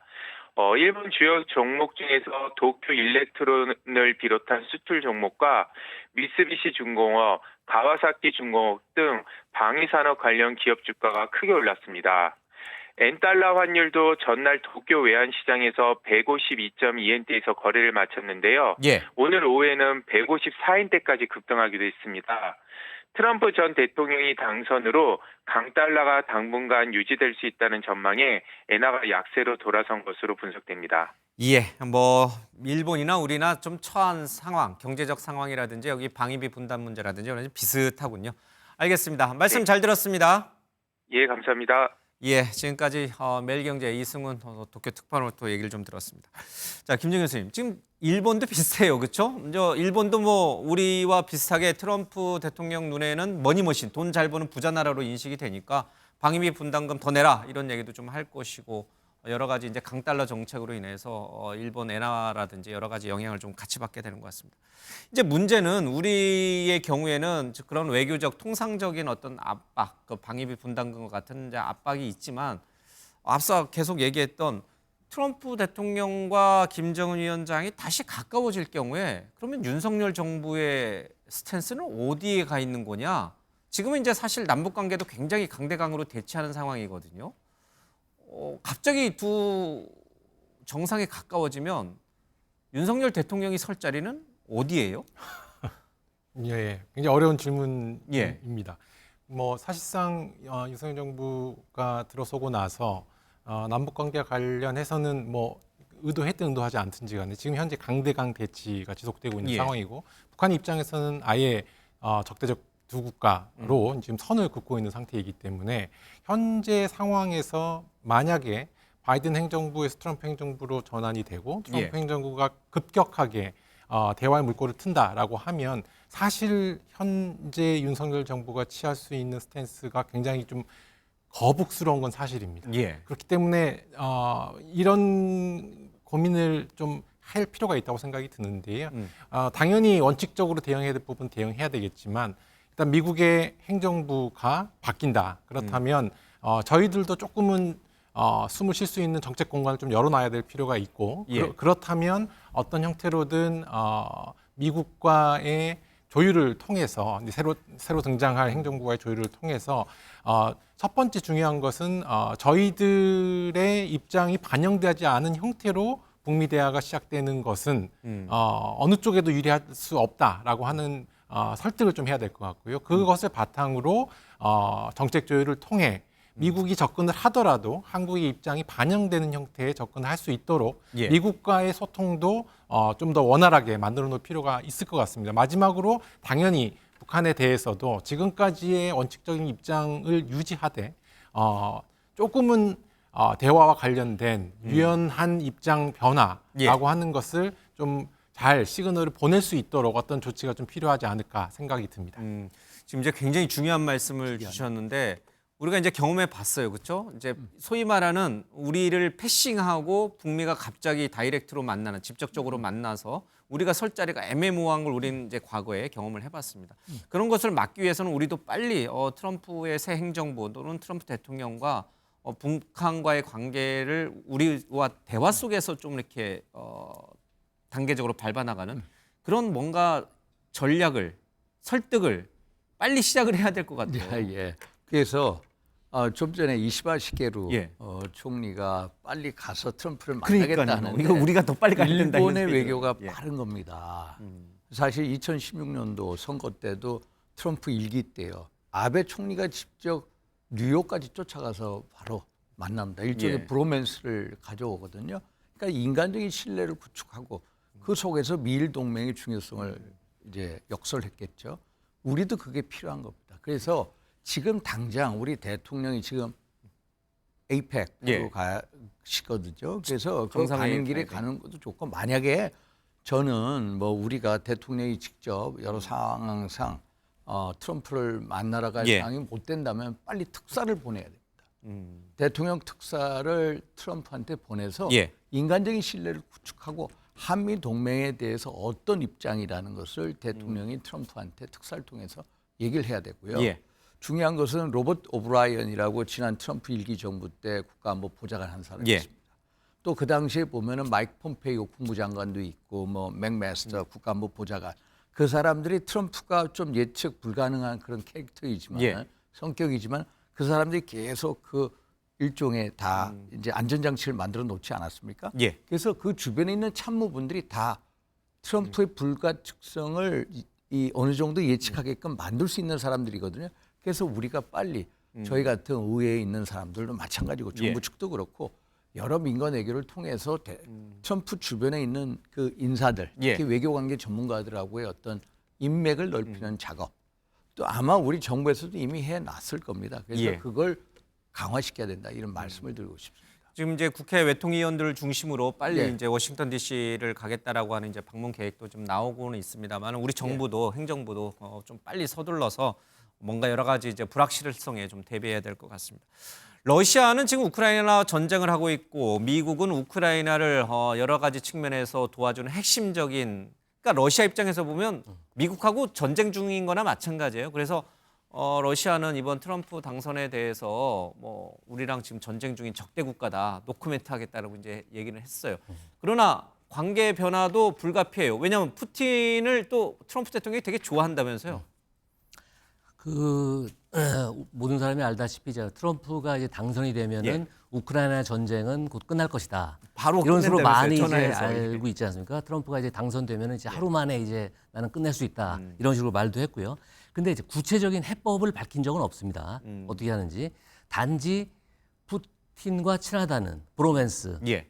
트럼프 푸틴이라는 말이 나올 정도로 어떤 그런 브로맨스 하나하고 그다음에 그 무기를 갖다가 미국이 끊으면 자동적으로 우크라이나는 싸울 힘이 없기 때문에 끝난다. 요 두 가지 논리 가지고만 지금 얘기하는 거거든요. 근데 그것도 맞는 게 뭐냐면은 사실은 바이든 이번 우크라이나 전쟁은 사실은 바이든 대통령이 사실 이끌고 갔다고 봐도 과언이 아니거든요. 전쟁 시작 때부터 그 푸틴을 갖다가 살인자라고 하면서 나토를 갖다 결집을 해가지고 무기를 대주면서 대리전으로 싸우지 않았습니까? 의회하고도 싸우고 의회가 계속 반대해도 그 지원을 받기 위해서 돈을 갖다가 따기 위해서 했고 그다음에 젤렌스키와 수차례 통화하고 만나고 하면서 이 전쟁을 이끌어왔단 말이죠. 그러나 트럼프는 그러만한 열정은 없는 거죠. 그러니까 전쟁은 종시될 거는 뻔한데 중요한 거는 이게 휴전을나 종전으로 가야 되는데 사실은 그동안에도 계속 싸우면서도 푸틴은 휴전을 하고 싶어 했어요. 근데 젤렌스키 쪽이 오히려 자기 어떤 국내 어떤 정치적 입지 때문에 사실은 그 휴전 협의에 조금 약간 좀 소극적인 면이 있었는데 트럼프도 결국은 이 휴전을 갖다가 어떻게 이끌어내가 되게 중요합니다. 푸틴의 입장에서는 뭐 저 동부 지역 우크라이나 동부 지역을 따내고 크림반도에 옛날에 했기 때문에 동부 지역만 확보해도 되는 거 아니냐 그렇지만은 푸틴은 이번 전쟁을 갖다가 하면서 자기의 어떤 그 전략적인 모든 것을 걸었어요. 그거는 뭐냐면은 우크라이나가 나토 가입을 하지 말아야 된다는 것. 그건 분명히 어떤 명확히 받아야 되고요. 또 하나는 그 미국 주도의 어떤 단극적인 국제 질서 이거에 대해서는 미국과 허심탄회하게 그렇게 가서는 안 된다는 그런 약속을 받아야 되는 상황입니다. 그것이 선행되지 않으면 푸틴도 휴전에 쉽게 응할 수는 없는 거고 아까 우크라이나 같은 경우도 당연히 젤렌스키가 2년 넘게 싸워오면서 그런 지역도 뺏기고 그럼 한 게 뭐냐. 사실은 올해 5월에 우크라이나 대선이 있었는데 그것까지 미루면서 지금 전쟁을 끌고 온 거거든요. 전쟁은 어느 정도 성과를 내야지 젤렌스키의 어떤 그런 국내 기반도 되고 다음번에도 우크라이나 나갈 수 있고 유럽 역시 마찬가지입니다. 미국이 지금 지원을 끊는다고 해가지고 유럽이 그럼 과연 미국을 따라갈 것인가? 유럽은 미국과 달리 러시아 붙어 있지 않습니까? 붙어 있기 때문에 그런 그 안보적인 문제가 미국보다 훨씬 위협으로 다가올 수 있거든요. 그러니까 유럽 내부에서도 트럼프가 우크라이나 지원을 끊으면 유럽 내부에서도 우크라이나에 대한 전략을 놓고 분열이 생길 수도 있고 유럽 내에서도 2년 동안 그러면은 여기서 그만둔다면 2년 동안 우리가 이렇게 러시아의 에너지가 끊겨가지고 맹추위를 견디면서 이렇게 견뎌온 대가가 뭐냐 이런 반발이 있을 거란 말이에요. 그러니까 결국에는 아무튼 이런 휴전을 하긴 해야 되는데 어떤 조건으로 해야 될지 모두를 만족시키는 조건으로 그 공약수를 찾아야 되는데 여기서 잘 안 되면 이런 협상이 되게 길어지면서 하지 않을까 약간 우려되는 점이 있습니다. 그러니까 이제 트럼프 대통령이 이제 후보 시절 유세를 막 하면서 내가 김정은하고도 친하고 푸틴하고도 친하고 뭐 그러니까 바로 전화 한 통하면은 전쟁 종식시킬 수 있어라고 유세용 말은 할 수 있지만 막상 대통령이 된 이후에 문제를 풀어가는 방정식은 아주 복잡한 고차 방정식이다. 쉽게 그렇게 안 된다. 제가 보기에는 일단은 이제 트럼프가 자신해요. 원래 좀 자신 있게 말하는 스타일 아닙니까? 허풍? 예. 이제 대통령이 됐는데 이제 말을 조심해야 자신 될 것 같습니다. 있게 말씀하시는 분이거든요. 예. 그래서 이 전쟁을 24시간 내에 끝내겠다. 24시간에 끝낼 수가 없죠. 그러나 이제 자신감이나 이제 어떤 단호함을 얘기한 것 같고요. 제가 최근에 이제 문제되는 게 뭐냐면은 트럼프하고 푸틴하고 대통령 나온 다음에 7차례 전화 통화를 했다는 겁니다. 그러니까요. 그게 보도돼서. 그런데 그거에 대해서 시인도 부인도 안 해요. 제가 부인한 것 같고요. 그래서 아까 우리 논설위원님께서 말씀하신 대로 이 우크라이나가 푸틴 입장에서는 우크라이나가 절대로 나토 가입하지 마라. 그리고 크림반도 또 러시아 지금 크루스크 지역 뺏기지 않았습니까? 서울 면적 이거 다시 돌려받고 돈바스 지역 이런 건데 결국에는 제가 보기에는 미국이 군사 지원 안 할 겁니다. 우크라이나에. 그러면은 어떤 휴전안을 이제 지난번에 벤스가 좀 얘기하던데 부통령 후보가 이제 소위 말해서 우크라이나를 중립국가하겠다. 하나의 안이 중립국가를 하고 그리고 러시아하고 우크라이나 사이에 비무장지대를 만들자. 그리고 크림반도는 저쪽에 넘어주자. 돈바스하고. 뭐 이런 식의 얘기를 하더라고요. 그래서 일단은 미국이 우크라이나에 대해서 전쟁에서 군사적 지원을 안 하고 빼는 듯한 그 입장을 가는 순간 이 우크라이나 젤렌스키 대통령의 전쟁 수행 어떤 의지나 이런 게 확 떨어질 겁니다. 그러니까 수행 의지 능력 자체가. 그래서 결국에는 휴전으로 가지 않겠나 이렇게 보고 있습니다. 또 하나 이제 트럼프 재집권으로 주목을 해야 되는 국가가 이제 중국입니다. 중국은 특히 이제 북한하고도 굉장히 밀접한 국가이기 때문에 그렇고 또 트럼프는 지금 미국의 유일한 적국 그러니까 상대할 수 있는 우리가 견제해야 되는 국가는 이제 중국이다 이렇게 이제 공언을 하고 있을 정도니까요. 김정 교수님, 이 북한 문제와 연루돼서도 트럼프가 중국을 어떻게 다룰 것인가 뭐 예상은 됩니다. 아주 강한 바이든 정부보다도 더 강하게 중국에 대해서 여러 가지 경제적 관세를 포함한 또 군사적으로도 그렇고 강한 압박 정책을 쓸 것이 거의 확실시되고 있는데 중국은 그걸 또 고문고문 받아들이지는 않을 것 같다는 생각이 또 좀 듭니다. 어떻게 좀 분석과 전망을 하고 계십니까? 예, 지금 뭐 모든 분야에서 양극화되어 있는 미국 사회의 유일한 초당적 합의점이라고 하는 것이 중국에 대한 견제, 봉쇄 이것에 대해서는 민주당이나 공화당 모두 다 합의를 하고 있는 거니까 일단 당연히 1기 트럼프 행정부 때 중국에 대한 견제 그리고 그것을 이어받은 바이든 행정부 때 중국에 대한 견제 그리고 당연히 트럼프 2기 행정부에서도 그건 이어나갈 거라고 생각이 드는데요. 강조점이 좀 달라질 것으로 보입니다. 바이든 행정부는 기본적으로 동아시아의 동맹국들과 다자적인 형태로 중국을 견제한다. 또는 쿼드나 오커스 같은 형태로 굉장히 다층적인 형태로 포위망을 구축한다. 이런 구상이었다고 한다면 기본적으로 트럼프 대통령은 다자주의를 선호하지 않는 스타일입니다. 따라서 과거와 같이 일단 관세처럼 양자적인 차원에서 중국을 압박하는 형태의 견제가 훨씬 더 강화될 것으로 보이고요. 이 과정에서 뭐 한국이나 일본과 관련해서 과거에 있었던 합의나 중국을 견제하기 위해 예를 들면 캠프 데이비드 합의나 이런 것과 관련해서 그것이 바이든 행정부의 유산이다라고 하는 형식으로 이게 정의가 된다면 굉장히 알러지 반응을 보일 것으로 보입니다. 따라서 이것도 굉장히 한국 정부나 일본 정부 입장에서는 좀 현명하게 대처를 해서 그게 왜 트럼프 행정부가 중국을 견제하는 데 도움이 되는지 이런 걸 좀 잘 앞으로는 외교와 관련 그 상반기 한국 외교와 관련해서 제일 중요한 것은 새롭게 등장하는 트럼프 행정부를 얼마나 설득을 해서 저희의 이해관계와 미국의 이해관계를 일치시키는 정도를 높일 것이냐 이게 굉장히 중요한 부분이라고 생각이 듭니다. 자, 이 세 분 전문가 말씀 들어보니까 트럼프 행정부 앞으로 등장할 트럼프 집권 이후에 여러 가지 군사 외교적 국제적 질서로 놓고 봤을 때 굉장히 복잡한 여러 가지 현상들이 맞닥뜨릴 것이다 이런 생각이 좀 듭니다. 자, 다음은요 경제적인 여파를 좀 저희들이 좀 살펴보도록 하겠습니다. 먼저요 홍장원 매일경제 뉴욕 특파원 연결해서 잠시 뒤면 지금 시작이 됐나요? 뉴욕 증시가 이제 아마 시작이 될 텐데 시장은 반응은 어떤지 좀 들어보도록 하겠습니다. 자, 홍 특파원 연결돼 있죠? 네, 안녕하십니까. 홍정원입니다. 예. 자, 이 트럼프 당선 가능성이 높게 나오면서 뭐 테슬라 주가를 비롯해서 뉴욕 증시 그리고 또 아시아 증시들도 좀 호응을 했는데 뉴욕 월가의 분위기는 어떻습니까? 월가의 분위기는 일단 월가들은 트럼프가 당선이 되면은 뉴욕 증시가 상승할 가능성이 높다고 예측을 해왔기 때문에 지금 그 예언대로 증시가 굉장히 좋은 상황입니다. 예.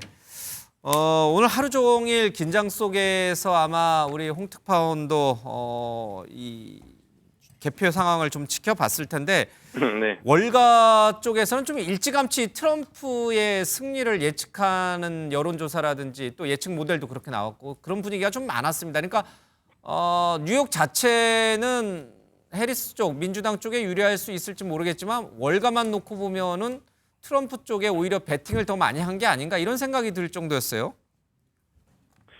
대표적으로 블랙스톤의 슈워츠먼 회장이 일찍부터 트럼프 지지 선언을 한 바 있었는데요. 예. 말씀하신 대로 일반적인 대중을 대상으로 한 여론조사에서는 굉장히 박빙으로 나왔지만 돈이 걸려있는 도박판 배팅 사이트 같은 곳에서는 매우 일찍부터 트럼프의 당선을 예감해서 트럼프 배팅 확률을 더 늘려놓은 그런 상황이었습니다. 예.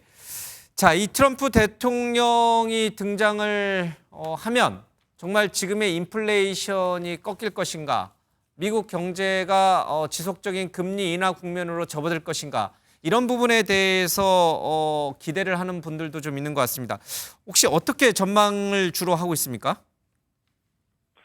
트럼프의 말에 사실 약간의 모순이 있는 것이 사실인데요. 트럼프 자체는 약달러를 좋아하고 또 금리 인하를 유도한다고 말하지만 지금 시장 반응은 트럼프 당선이 확실시 되니까 바로 달러 값을 올리는 방향으로 지금 움직이고 있습니다. 관세 관련해서도 관세가 부과되면은 미국 입장에서 수입 물가가 올라가고요. 또 무역에서의 거래 비용이 늘기 때문에 물가에는 좋지 않은 영향이 있는 것은 사실인데요.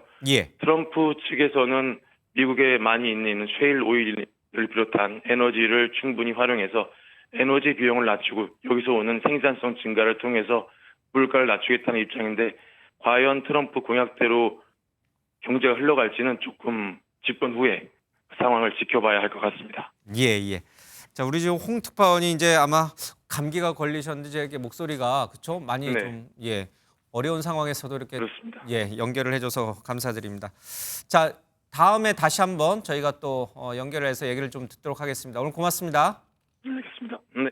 예. 자, 이 홍정원 우리 매일경제 뉴욕 특파원이 뭐 열심히 오늘 또 거기도 굉장히 정신없이 바쁠 테니까요. 특파원들도 일을 하다 보면서 이제 목이 많이 잠겨가지고 좀 연결 상태가 좀 고르지 못했습니다. 양해 바랍니다. 자, 이제 경제 얘기를 좀 뭐 시간이 거의 많지는 않지만 좀 하고 가겠습니다. 주진희 기자, 트럼프 그러면 메가라고 합니다. 마가가 무슨 뜻이에요? 네, 워낙 많이 들어보셨겠지만 Make America Great Again, 미국을 다시 위대하게 만들겠다라는 캐치프레이즈죠. 그러니까 거기에 나오는 그레이시라고는 미국을 다시 위대하게 만들겠다라고 할 때의 위대하게. 그레이스는 군사적으로 외교적으로 뭐 그런 측면도 있겠지만 가장 중요한 거는 자신을 대통령으로 뽑아준 많은 유권자들이 바라는 그 부분. 경제적으로 정말 미국을 위대하게 다시 만들겠다는 거잖아요. 그렇죠? 네, 맞습니다. 예전에 가졌던 미국의 위상, 경제적 위상을 다시 한번 보여주겠다라는 건데요. 지금 가장 이제 중요한 경제적 경쟁자가 되고 있는 게 중국이지 않습니까? 중국이 사실 미국으로부터 가장 많은 경제적 흑자를 받아들이고 있는데 이런 중국에 대해서 관세를 60% 때리겠다라고 하면서 우리가 다시 한번 돈을 덜어드리겠다. 우리의 위상을 다시 한번 보여주겠다. 우리의 정책을 다시 쓰겠다라고 하면서 마가 정책을 이제 경제적으로도 보여주고 있습니다. 예. 사실 저는 마가 정책이라고 할 때 가장 두려운 것은 바로 이 경제 분야입니다. 우리가 지금 미국으로부터 얻는 대미 무역 흑자가 꽤 크잖아요. 한 444억 달러. 그런데 이것을 갖고 트럼프 정부가 보복 관세를 때린다든지 또 방위비 분담금 협상을 끌어올리는 지렛대로 활용한다든지 여러 가지 요인들로 활용할 수 있거든요. 그럴 경우에 우리가 갖는 경제적 충격은 꽤나 클 수밖에 없어요. 지금 트럼프 대통령은 이제 보편 관세를 확대하겠다는 겁니다. 보편 관세가 보통 3%인데 10내에서 20%로 인상시키겠다는 겁니다. 중국에 대해서는 60%까지 인상을 시키고 그리고 멕시코를 통해서 들어오는 중국산 자동차는 100% 관세를 때리겠다고 하는데 만약에 우리한테 우리 수출품에 대해서 20%의 보편 관세를 때린다면은 한국의 대미 수출이 300억 달러가 줄어듭니다. 우리가 중간재를 뭐 베트남 이런 나라를 통해서 중국을 통해서 하는 그 중간재 수출까지 하면은 무려 450억 달러가 줄어드는 거예요. 실질 경제 성장률 0.7%가 떨어집니다. 그러니까요. 그래서 이게 가장 큰 문제거든요. 그런데 이게 문제는 뭐냐면 아무리 보편 관세라고 하더라도 결국은 미국이라는 나라도 WTO나 한미 FTA 국제 규범에 구속되지 않느냐 이런 우리가 반론 제기할 수가 있는데 이게 행정명령으로 때린다든지 행정명령 대통령이 행정명령으로 사인해버리면 때린다든지 끝이고 지금 문제는 뭐냐면 그렇잖아요. 상원, 하원도 전부 다 공화당으로 넘어갔습니다. 지금이요? 예. 지금 그러면 우리한테 지금 가장 큰 문제가 뭐냐면은 IRA라고 인플레이션 감축법이라든지 또 칩스법, 반도체 지원법. 이게 가장 큰 문제가 반도체 지원법 한번 보십시오. 우리가 삼성전자 같은데 텍사스 테일러 시티에다가 반도체 공장을 짓는데 우리가 무려 보조금을 얼마를 받느냐? 64억 달러 받습니다. 현대 하이낙스는 이제 4억 5천만 달러를 받고요. 그런데 이게 다 날아가게 되는 겁니다. 왜? 상하원이 전부 다 합작을 해서 만약에 법안을 폐기하게 되면은 없어지는 겁니다. 단 하나 예를 들어서 애리조나 뭐 조지아 이런 데에서 우리 소위 말해서 우리 공장이 있기 때문에 공화당 지역이기 때문에 거기서 아마 반대할 수 있어도 만약에 트럼프 대통령이나 상하원이 소위 말해서 트리플 크라운이 이걸 우리가 이제 트라이페트카라고 하는데 이 세 개가 뭉쳐서 만약에 반도체 지원법 소위 말해서 IRA법을 만약에 다 취소할 경우에 우리한테는 정말로 발등에 불 떠지는 상황이 온다. 그러니까요. 그래서 우리는 어떻게든 한미하고 이 미국하고 경제력, 이 소위 말해서 경제 협상을 잘해서 협상력을 키워야 되는 이런 시점이라는 겁니다. 잠시 이제 대화 말씀을 듣는 동안에 이제 뉴욕 증시 출발 상황이 나왔는데 뭐 예상했던 대로 굉장히 많이 이제 급상승을 특히 이제 일론 머스크가 이끌고 있는 테슬라 주가가 막 엄청 뜹니다. 테슬라 효과 그러니까 이게 머스크가 워낙 트럼프 대통령과 가까이 지내다 보니까 그렇죠? 뭐 탄탄대로인가요? 테슬라 그러니까 자동차 무인 자동차라든지 또 우주 산업 이런 것들 앞으로 테슬라가 굉장히 성장하는 거죠? 그러니까 저는 일론 머스크라는 사람을 좀 봐야 될 것 같은데요. 트럼프 대통령이 어떤 공언을 했냐면 기본적인 생각이 기업가 출신이고 정부는 굉장히 비효율적인 기관이다라는 생각을 하고 있습니다. 그래서 본인이 당선이 되면 정부 효율화 위원회 같은 걸 만들겠다. 그런데 그 다음이 굉장히 재밌습니다. 그 효율화 위원회의 위원장을 일론 머스크에게 맡기겠다라는 얘기를 했었거든요. 그러면 그 효율화 위원회에서는 아주 많은 기업들을 심사하고 하게 될 겁니다. 그러면 일론 머스크 같은 경우는 본인과 관련된 테슬라에 관련된 여러 가지 어떤 규제들을 본인이 심사하게 되는 그런 일이 벌어지게 될 수도 있는 상황이고요. 그런 측면에서 시장은 일론 머스크의 존재감이 앞으로 아주 커질 것이다라고 보는 것 같습니다.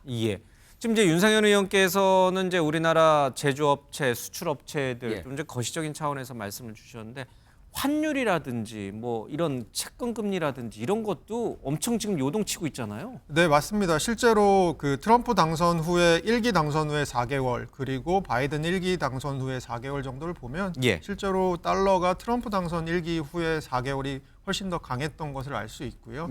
기본적으로 트럼프의 정책들이 인플레이션을 일으키고 국채 금리를 밀어올리고 그리고 달러 강세를 조금 유발시키는 그런 정책이다라는 것들을 시장은 이미 감안하고 있는 것 같습니다. 그 시장의 불확실성이 해소된 거예요. 해소됐기 때문에 지금 막 주가가 오르는데 말씀 들어보면 우리한테는 더 불확실성이 가중됐어요. 지금 뭐 정부 부처들 난리 났어요. 지금 대응책 준비하느라고. 네, 맞습니다. 그 불확실성은 하나는 대선에 대한 불확실성은 사라졌지만 이제는 매를 맞기 전에 두려움은 사라졌지만 매가 들어오고 있다라고 생각하시면 될 것 같습니다. 매 맞아야 됩니까, 의원님? 우리가 이게 미국한테 이 동맹이 이 강한 미국한테 우리 경제적으로 매 맞아야 됩니다.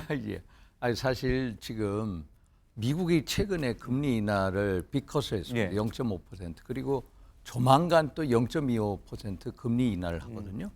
지금 금리 인하의 방향을 가는데 오히려 금리는 올라가는 겁니다. 왜냐? 트럼프 대통령이 오면 관세를 높이지 않습니까? 그럼 수입 물가가 상승하죠. 수입 물가 상승하면 인플레가 가죠. 그럼 잡으려면 잡으려면 어떻게 금리를 인상해야죠. 예. 안 그렇습니까? 또 대규모 감세를 하겠다는 겁니다. 대규모 감세는 재정 지출이 확대가 돼요. 그러면 예. 재정 지출 확대하면 국채 발행을 해. 그러면 국채 가격이 하락해. 그럼 금리가 또 상승하고. 또 이민자들에 대해서 불법 이민자 추방하겠다는 거. 그러면 노동시장 한번 보십시오. 노동시장에서 임금이 인상할 수밖에 없어요. 예. 그럼 어떻게 되냐? 또 인플레가 한다. 그래서 결국은 이 사람이 경제하고 나왔지만 예. 오히려 금리 인하의 이 트렌드하고 달리 시장은 금리 인상으로 반응할 거다. 이런 어떤 예측이 되는 겁니다. 그러니까요. 이런 차분하게 들여다보면 이런 우려감이 있는데 예. 당장 뭐 분단위 초단위로 거래를 하는 뉴욕 증시는 막 지금 나옵니다만 다우 3% 올랐고요. 나스닥 2% 좀 오르고 있습니다. 그러나 이게 결코 우리에게는 좋은 것만은 아니다. 이런 생각이 좀 듭니다. 자, 트럼프 대통령 4년 만에 다시 백악관에 입성을 해서 제47대 대통령이 되는 게 확실시되고 있습니다. 그러나 우리 입장에서 보면은 남북 관계라든지 또 통상 문제라든지 여러 가지 상황에서 대비해야 될 점이 한두 개가 아닙니다. 정말 치밀하게 철저하게 잘 준비를 하는 것이 우리 국익을 지키는 일이다. 이런 생각이 좀 듭니다. 자, 밤늦은 시간까지 저희가 트럼프 대통령과 관련된 그 얘기를 좀 들어봤습니다. 잠깐 전하는 말씀 듣고 마무리하겠습니다.